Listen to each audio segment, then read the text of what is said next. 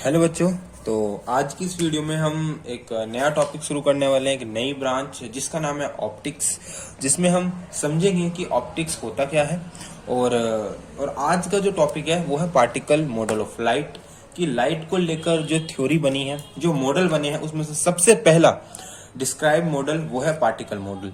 ठीक है, तो सबसे पहले हम ये देखते हैं कि भैया ऑप्टिक्स होता क्या है। अगर मैं सिर्फ इसकी बात समझूं तो ऑप्टिक्स क्या होता है। ऑप्टिक्स दरअसल एक ऐसी ब्रांच है फिजिक्स के अंदर जो लाइट के बारे में स्टडी करती है, यानी उस ईएम वेव की स्टडी करती है जो कि विजिबल रीजन के कंडीशन में आता है। समझते हैं ईएम वेव्स क्या होती है। हमारे पास इलेक्ट्रोमैग्नेटिक वेव्स इनका नाम होता है। और ईएम वेव्स में कैसे बनती है, जब हम किसी इलेक्ट्रॉन किसी पार्टिकल को एक्सिलरेट करते हैं तो ये प्रोड्यूस होती हैं। तो इसमें हमारे पास जो हमें मेनली सीखना पड़ता है या मेन जो हम इसमें देखते हैं वो रेज हमारे पास होती है, जैसे कॉस्मिक रेज। कॉस्मिक रे आती है इसके अंदर हमारे पास गामा आती है। गामा रेज यानी वो स्पेक्ट्रम है, यानी ईएम वेव्स कितनी ईएम वेव्स पॉसिबली अब तक हमने ऑब्जर्व करी हैं बनती हुई, जब एक पार्टिकल एक्सेलरेट करता है या वो ये मूव करता है, यानी किसी पार्टिकल के अंदर चेंज होने से जितनी भी ईएम वेव्स बनी हैं, जितनी हमने अब तक ऑब्जर्व करी है, इतनी हम अब तक जानते हैं, उनमें से ये वो वेव्स हैं, जैसे cosmic rays, gamma rays, X rays, right.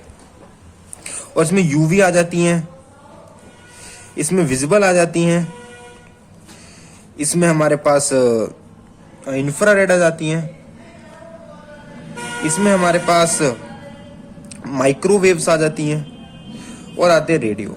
तो ये पॉसिबल वो है जो हमने ऑब्जर्व करी है, जिसमें से gamma, X ray, UV, visible, infrared, micro, radio, ये वो रेज हैं जो अर्थ पर एग्जिस्ट करती हैं। कॉस्मिक अर्थ पर नहीं होती, यूनिवर्स में होती हैं, ये वो है। लेकिन ऑप्टिक्स सिर्फ वो ब्रांच है जो सिर्फ इस ही ईएम वेव की स्टडी करता है, इस ही ईएम वेव के बारे में समझता है, वो ऑप्टिक्स होता है। तो optics is that branch of physics which only deals with the visible region EM wave, जिसको हम कॉमन भाषा में लाइट के नाम से जानते हैं। स्टडी ऑफ लाइट ऑप्टिक्स होता है, राइट। और इसमें हमारे पास दो मॉडल्स बेसिकली सीखने पड़ते हैं, यानी ऑप्टिक्स दरअसल दो में डिवाइड रहता है। ऐसा क्यों रहता है वो हम ये देखेंगे। ऑप्टिक्स दरअसल दो में डिवाइड होता है। पहला होता है हमारे पास रे ऑप्टिक्स, एक होता है हमारे पास वेव ऑप्टिक्स। सबसे पहला सवाल ये आता है कि हमने ऑप्टिक्स को इन दो भागों में डिवाइड क्यों करा, क्यों हम एक लाइट को दो तरीकों से स्टडी करते हैं। इसका सबसे पहला रीजन ये कि एक्सपेरिमेंट्स, यानी फर्दर हाईली ऑब्जर्वेशन एक्सपेरिमेंट्स के हमें पता चला कि पहले बार जो लाइट है ना, ये जो विजिबल ईएम वेव है, ये वेव भी है और पार्टिकल भी। यस, तो इसलिए जब हम सिर्फ पार्टिकल नेचर की बात करते हैं, या कह लो पार्टिकल नेचर से होने वाले जितने भी फिनोमिना है, जो कि हमारे रिफ्लेक्शन होते हैं, रिफ्रैक्शन होते हैं एंड सो ऑन, बहुत सारी चीजें, वो हम रे ऑप्टिक्स में पढ़ते हैं। और जो फिनोमिना वेव के कारण होते हैं, जैसे इंटरफेरेंस है ना, और हमारे पास डिस्ट्रक्शन और वेव का डबल स्प्लिट एक्सपेरिमेंट जो हमने सुना होगा, ये सारी चीजें जो वेव नेचर को शो कर रही हैं, ये सब हम वेव ऑप्टिक्स में डिस्कस करते हैं। तो इसलिए हमने दो ब्रांच बनाई है। आज हम सिर्फ पार्टिकल मॉडल की बात करने वाले हैं। पार्टिकल मॉडल यानी जब सबसे पहले लाइट की स्टडी शुरू हुई बाय द ईयर ऑफ डिस्कैरेटस, जो रेने डिस्कैरेटस था, और उसके बाद जो न्यूटन था, इन्होंने सबसे पहला मॉडल बनाया था लाइट को समझने का। जो जरिया था वो था पार्टिकल नेचर, यानी इन्होंने लाइट को पार्टिकल नेचर के रूप में डिस्क्राइब करा था। सबसे पहली जो थ्योरी थी वो दी थी हमारे पास रेने डिस्कैरेटस ने। सबसे पहली थ्योरी डिस्कैरेटस द्वारा दी गई थी, जिसको कहा जाता है कॉर्पुस्कुलर मॉडल ऑफ लाइट। ये सबसे पहली थ्योरी थी। इसको डिस्क्राइब करते हुए हमारे पास न्यूटन आए, जिन्होंने इसको डेवलप करा, आगे इसको और स्टडी करा, इसके बारे में और लॉज और सारी बातें बताई। वो थे हमारे पास न्यूटन, सर आइजैक न्यूटन। इन्होंने लाइट की यहां पर डिस्कवरी करी, काइंड ऑफ उन्होंने बताया कि लाइट एक पार्टिकल है। उनके द्वारा उन्हें क्या लगता था कि भाई जो लाइट रेज हमारे पास आती है ना, सन से या बहुत सारे सोर्सेज है, उनसे जो ये लाइट आती है, जिसमें सिर्फ मैं विजुअल रीजन की बात कर रहा हूं, जो हमारी आंखें महसूस कर सकती हैं, सेंस कर सकती हैं, उन लाइट को जब इसने देखा ना, इसने ये कहा कि लाइट में ना छोटे छोटे पार्टिकल हैं जो हमारी आंखों में हमारी सेंसरी नर्व्स को हिट करते हैं, जिससे उन्हें पता चलता है। तो इसलिए सबसे पहले बताया कि भैया जो लाइट है ना, एक पार्टिकल नेचर है, यानी लाइट का पार्टिकल नेचर है, ठीक है, पार्टिकल नेचर। लाइट एक पार्टिकल नेचर में एग्जिस्ट करती है। ये बात इसकी गलत नहीं थी, ये बात इसकी सही थी, लेकिन जिसने थ्योरी में भी जो आगे जो इसको एक्सप्लेन करा वो बातें गलत थी। इसने क्या कहा, इसने कहा, पहले अगर हम इस थ्योरी की बात कर लें तो जो हमारे पास कॉर्पस्कुलर थ्योरी ऑफ लाइट है समथिंग, स्टेट दैट कि light is made of a small discrete particles, यानी अलग अलग एनर्जीज के पार्टिकल से बनी है, जिसको इसने कॉर्पसल्स कहा। यानी इन पार्टिकल्स को इसने क्या नाम दिया, कॉर्पसल्स। इस जो न्यूटन था उन्होंने इसका नाम दिया कॉर्पसल्स, राइट। उसने और इसको डिस्क्राइब करते हुए क्या कहा, भाई जो कॉर्पसल्स होती है ना, सबसे पहली बात तो एक स्ट्रेट लाइन में ट्रेवल करती है। किस लाइन में ट्रेवल करती है, स्ट्रेट लाइन में, यानी ट्रेवल इन स्ट्रेट लाइन। और बताया इन्होंने कि फाइनाइट वेलोसिटी होती है इन इट मींस कि वेलोसिटी हमेशा सेम रहेगी, कांस्टेंट रहेगी। Got it. एक चीज बताई, पोजेस इम्पेटस। पोजेस इम्पेटस मतलब कि ये कहीं ना कहीं मोमेंटम को भी एक्सप्रेस करते हैं। ये जो कॉर्पसल्स हैं ये मोमेंटम को भी बताते हैं, ठीक है। तो ये तीन बातें कहीं ना कहीं न्यूटन ने इन कॉर्पसल्स के बारे में बताया। और क्या उन्होंने बताया, और न्यूटन ने ये और बात कही कि जो लाइट एनर्जीज हैं, यानी उसने क्या बताया कि जो हमारे पास लाइट एनर्जीज हैं, जो लाइट एनर्जीज हैं हमारे पास, लाइट की जो छोटी छोटी एनर्जीज हैं, ये कहीं ना कहीं इन छोटे छोटे पार्टिकल्स में कॉन्सेंट्रेटेड है। मैं सिर्फ इन्हीं कॉर्पसल्स की बात कर रहा हूं। और क्या एक्सप्लेन करा इसने इनके बारे में कि कहीं ना कहीं कॉर्पसल जो टीनी पार्टिकल्स हैं, टीनी पार्टिकल्स जो हैं, कहीं ना कहीं यही वो चीज है जिसमें एक पूरी लाइट की एनर्जी कॉन्सेंट्रेटेड है। यानी एक लाइट के पास एनर्जी होती है, राइट। ये पूरी एनर्जी कहाँ एग्जिस्ट करती है, इन टीनी टीनी पार्टिकल्स के अंदर। पूरी एनर्जी टीनी टीनी पार्टिकल्स ही कैरी करते हैं एक लाइट के अंदर। तो लाइट एनर्जीज जो होती हैं इस कंसंट्रेटेड यानी पूरी तरीके से सारी एनर्जीज कहीं ना कहीं इन टीनी पार्टिकल्स के अंदर है। इन टीनी पार्टिकल्स, इन्हीं टीनी पार्टिकल्स के अंदर है, जिसको इसने कॉर्पसल्स के नाम से जाना या कॉर्पसल्स नाम देते हुए डिस्क्राइब करा। ये इसकी दूसरी बात है न्यूटन की कि भैया ये जो हमारे पास लाइट है ना, इसकी जो सारी एनर्जीज, जो पूरी लाइट एनर्जीज है, कहीं ना कहीं इन्हीं टीनी पार्टिकल्स के अंदर कॉन्सेंट्रेटेड है, जिनको कॉर्पसल्स कहा। दूसरी बात कि भाई corpuscles normally straight line, finite velocity और पोजेस इम्पेटस, ये चीज पोजेस करते हैं। और एक और बात में कॉर्पसल्स के बारे में क्या बताई कि ये जो कॉर्पसल्स है ना, ये मासलेस चीजें हैं। ये हमारे पास मासलेस है, इनके पास कोई मास नहीं है। और ये इलास्टिक पार्टिकल्स है। इलास्टिक पार्टिकल्स क्यों बोला इसने, क्योंकि अगर ये इलास्टिक पार्टिकल्स हैं तो न्यूटन के हिसाब से अकॉर्डिंग टू मैकेनिक्स ये इलास्टिक कोलिजन्स कर पाएंगी, जो ये आगे डिस्क्राइब करता है और बताता है कि इजिली फिर हम एक्सप्लेन कर सकते हैं phenomena of reflection and refraction. ये आगे बताता है कि कैसे लाइट रिफ्लेक्ट करती है, रिफ्रैक्ट करती है। और इसी कॉन्सेप्ट ऑफ कॉर्पसल्स यानी कॉर्पस्कुलर मॉडल ऑफ लाइट, इसी से इस बात को एक्सप्लेन कर देता है।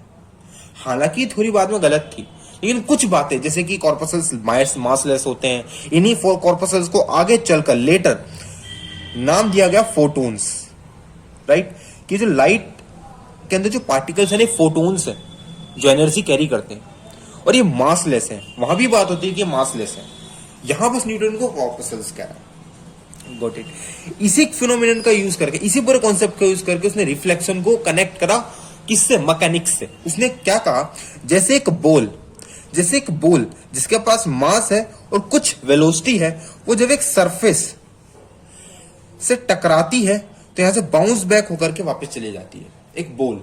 ठीक उसी प्रकार न्यूटन क्या कहता है, जब एक beam of light, for example ये बीम ऑफ लाइट है, बीम ऑफ लाइट यानी बहुत सारी रेज है लाइट की। अगर ये बीम ऑफ लाइट है जो कि मैं एक टॉर्च, फॉर एग्जांपल मैं इस टॉर्च बना देता हूं, इस टॉर्च से डाली जा रही है एक सरफेस पर, तो इनके अंदर बहुत छोटे छोटे कॉर्पसल्स हैं जो यहां पर इलास्टिक कोलिजन्स कर रहे हैं, यानी सिंपल भाषा में कहूं तो इस सरफेस से टकरा रहे हैं और बाउंस बैक होकर के यानी टकरा करके वापस जा रहे हैं। तभी तो क्या होता है, तभी तो हमें क्या देखने को मिलता है, एक सरफेस है, लाइट आई और लाइट चली गई, रिफ्लेक्ट हो गई, वापस चली गई। क्यों गई? क्योंकि इनके अंदर जो छोटे छोटे कॉर्पसल्स है ना, ये टकरा रहे हैं और वापस जा रहे हैं, टकरा रहे हैं वापस जा रहे हैं। जैसे बॉल को तुम दीवार पे टकराओगे वापस आ जाएगी, टेढ़े एंगल से टकराओगे टेढ़ी ही वापस जाएगी, बिल्कुल सीधा, बिल्कुल एक दीवार की सीध में मारोगे तो उसी दीवार की सीध में वापस आ जाएगी। ठीक है, यही चीज उसने एक्सप्लेन करी। बस इलास्टिक का मोटा मोटा मतलब ये है कि भाई एक ऐसी कंडीशन कि मान लो अगर तुमने 10 मीटर की डिस्टेंस से दीवार पर मारा तो जब टकराकर वापस आई ना तो तुम्हारे हाथ में ही वापस आ गई। रियलिटी में क्या होता है, सीधा हाथ में नहीं आती, राइट, वो थोड़ी एनर्जी को लूज कर देती है और वही थोड़ी सी डिस्टेंस कवर करके नीचे गिर जाती है बॉल, पर टकराकर वापस तो आती है ना। लेकिन अगर वो वापस वहीं आने लगे जहां से छोड़ी गई थी, समझ रहे हो, अगर मैंने 10 मीटर की दूरी से उसे दीवार पे मारा और उसी दूरी को तय करके वापस मेरे हाथ पर आ गई, मैंने कैच कर ली, तो मतलब ये इलास्टिक कोलिजन है। ऐसा केस पॉसिबल नहीं है, पर हम सोच तो सकते हैं ना। ये ऐसा किसने सोचा? न्यूटन ने सोचा, क्योंकि जब ये मासलेस है तो उसने ये कह दिया कि भाई इलास्टिक कोलिजन करते हैं। सिंपल मतलब ये है कि भाई टकराकर वापस जाते हैं, जैसे एक बॉल जा रही है मैकेनिक्स के अंदर, जैसे वो एक्सप्लेन करता है। इस तरह उसने इसी ही फिनोमेना को तो हम क्या कहते हैं, रिफ्लेक्शन, इसी को तो रिफ्लेक्शन कहते हैं। बस कॉर्पसल के आइडिया को लेकर के उसने इस चीज को एक्सप्लेन करा। ठीक उसी प्रकार उसने रिफ्रैक्शन को भी एक्सप्लेन करा। सिंपल उसने क्या कहा कि भाई अगर एक हमारे पास बॉल है जिसकी ऐसे कोई वेलोसिटी है, तो जब वो यहां टकराएगी, उसने इसका रीजन नहीं दिया कि क्यों होता है ऐसा। उसने कहा कि अगर कोई ऐसे सरफेस पे जाएगी, उसकी एक वेलोसिटी ऐसे, अभी फिलहाल इसकी एक वेलोसिटी ऐसे और एक वेलोसिटी ऐसे, अगर वो टेढ़ी जा रही है तो उसका असर वाई में भी पड़ रहा है और एक्स में भी पड़ रहा है। वेक्टर की तरह हमने तोड़ दिया, दोनों डायरेक्शंस में जा रही है। तो जैसे यहां पर टकराई तो एक इसकी वेलोसिटी इस डायरेक्शन में हो गई और एक इसमें, उसने कहा नीचे वाली बढ़ जाती है अकॉर्डिंग टू वेक्टर, जो नेट होती है वो इसकी तरह शिफ्ट हो जाएगी और ऐसे आ जाएगी, नेट वेलोसिटी वी नेट। अब देख रहे हो ना कि यहां से आई और अंदर चली गई। ये बड़ी क्यों हुई, इसका उसके पास रीजन नहीं था। उसने एक्स बोल दिया कि भाई वेलोसिटी बड़ी हो जाती है जिसके कारण वो अंदर चली जाती है। जैसे बॉल को तुमने कुछ वेलोसिटी पानी में गई, दो वेलोसिटी टूटी हुई है, नीचे वाली यानी जो डाउनवर्ड है वो ज्यादा हो गई जिसके कारण वो पानी के अंदर चला गया। सिंपल। रिफ्लेक्शन में ऐसे भाई उस रिफ्लेक्शन के अंदर क्या, वो एक ठोस सरफेस है, तो जैसे एक बॉल आती है उसके हिसाब से वेलोसिटी ऐसे ऐसे, उसके हिसाब से ये वेलोसिटी जो सेम है, क्योंकि यहां पर तो कोई फोर्स लग ही नहीं रही है। यहां पर कोई फोर्स क्या है, हॉरिजॉन्टल कौन सी फोर्स लग रही है, पर यहां पर फोर्स लग रही है ना, एयर ड्रैग भी है, वर्टिकल में हमारे पास ग्रेविटी भी है। वो क्या जाता है कि ये वाली क्या हो जाती है, बड़ी हो जाती है इन केस ऑफ रिफ्लेक्शन, और ये ऐसे शिफ्ट होकर के चली जाती है। यहां पर नेट वेलोसिटी होगी इन केस ऑफ रिफ्लेक्शन, और this is in case of refraction. ये रिफ्रैक्शन का केस है, रिफ्रैक्शन का केस है। क्यों ये वेलोसिटीज बड़ी होती है, इसका रीजन नहीं था उसके पास। उसने ये चीज एक्सप्लेन कर दी कि भाई ये बड़ी होती है, बस ये उसने बता दिया कहीं ना कहीं। और यहां पर वही चीज बोलता है, ये चीज थोड़ी सी अजीब है जो उसने पहले बोल दिया, मासलेस है। जब मास है ही नहीं तो मोमेंटम क्या होगा, राइट, क्योंकि momentum is P equal to mv, यानी momentum is directly depend on mass. लेकिन जब ये मासलेस है तो मोमेंटम नहीं होना चाहिए, पर मोमेंटम को एक्सप्लेन करते हुए कहता है कि इस डायरेक्शन में इसका कोई मोमेंटम है, इस डायरेक्शन में कोई मोमेंटम है। तो जैसे ही दोनों केस में ले सकते हैं इसको, जैसे वो टकराए सरफेस से, हॉरिजॉन्टल मोमेंटम में तो कोई चेंज नहीं होगा क्योंकि वेलोसिटी चेंज नहीं होगी, और मास तो अर्थ पर रहते हुए तो चेंज होता ही नहीं है, मास इज कांस्टेंट, तो मोमेंटम इज कांस्टेंट। लेकिन वर्टिकल डायरेक्शन में जो मोमेंटम होगा, m velocity in vertical, m into velocity in vertical, क्योंकि वेलोसिटी इन वर्टिकल वेरी कर रही है तो उसका मोमेंटम वहां पर वेरी करेगा, उसका मोमेंटम वहां पर वेरी करेगा, जिसके कारण उसके हिसाब से जब रिफ्लेक्शन हो रहा है तो मोमेंटम रिवर्स हो जाता है, वर्टिकल वाला ऊपर की डायरेक्शन में, तो ऐसे जो है बंदा चला जाता है, और इस केस में डाउनवर्ड में चला जाता है, यानी उसी डायरेक्शन में डाउनवर्ड बढ़ जाता है, तो बंदा रिफ्लेक्शन में ऐसे चला जाता है। सिंपल वो ऐसे बताता है, रीजन उसने एक्सप्लेन नहीं करा, इस तरह उसने बता दी बात, भाई ऐसे होती है। सिंपल सा केस। और फिर वही कहता है कि जैसे बॉल ये फिनोमेना कर रही है, ठीक उसी प्रकार जब ये कॉर्पसल्स पानी से टकराते हैं या फिर एक मिरर से टकराते हैं, तो मिरर के केस में रिफ्लेक्शन करते हैं और पानी के केस में रिफ्रैक्शन करते हैं। ये पहला हिस्सा था रिफ्लेक्शन और रिफ्रैक्शन का, जो कि कौन बताता है हमारे पास, Newton, by using the corpuscles concept, कि भाई लाइट में कॉर्पसल्स होते हैं, छोटे छोटे पार्टिकल्स बॉल की तरह होते हैं। जैसे बॉल फिनोमेना दिखाती है मैकेनिक्स के अंदर नॉर्मल डेली लाइफ में, ऐसे वो भी दिखा रहे होते हैं। इसने एक्सप्लेन किया। आज के लिए सिर्फ इतना ही है। आगे हम इसको थोड़ा और बढ़ाएंगे और ये समझेंगे कि स्नेल्स लॉ जो होता है वो न्यूटन ने कैसे एक्सप्लेन करा by using this model, by using this concept. तो वो अगली वीडियो की कहानी होगी। आज की कहानी सिर्फ यही समाप्त करते हैं और आई होप आपको बिल्कुल मजा आया होगा, समझ में आई होगी हर एक चीज कि कैसे न्यूटन ने कहीं ना कहीं लाइट को एक्सप्लेन करा। ये पहला स्टेप था कह सकते हो लाइट को एक्सप्लेन करने में, यानी लाइट के एक्सप्लेनिंग में ये पहला कदम था जो रखा गया था, वो था बाय न्यूटन और बाय डिस्कैरेटस। तो आज के लिए सिर्फ इतना ही। अगर वीडियो अच्छी लगी तो प्लीज को लाइक करना, शेयर करना और चैनल पर नहीं हो तो सब्सक्राइब करना। आज के लिए सिर्फ इतना ही, मिलते हैं अगली वीडियो में इसी ही कहानी को आगे बढ़ाते हुए। तब तक के लिए गुड बाय, हंसते रहिए, सीखते रहिए और फिजिक्स का मजा लेते रहिए।